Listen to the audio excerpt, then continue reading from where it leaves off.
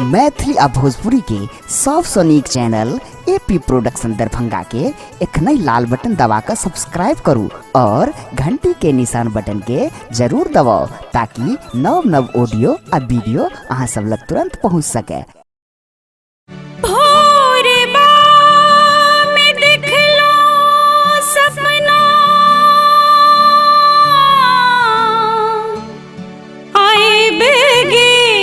सजना आहे राम आए बेगेले सजना आकिनी ने टूटले ना।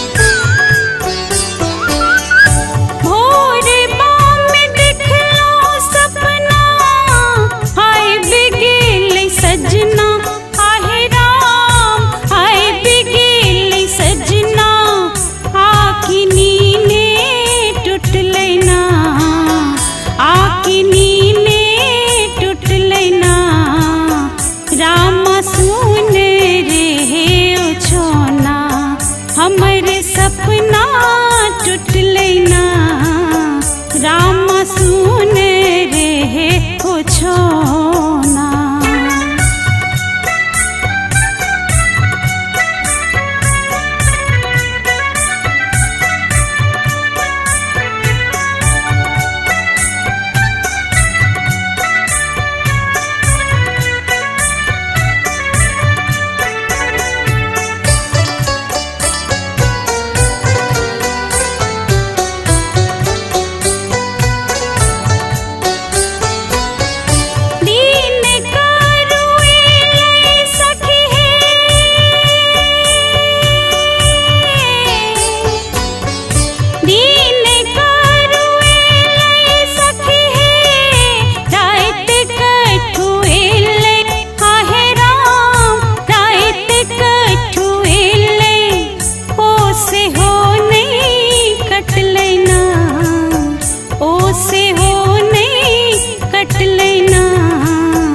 रामचंदा कतनु केले रामचंदा कतनु केले लागे बदरा फटले ना रामचंदा कतनु केले।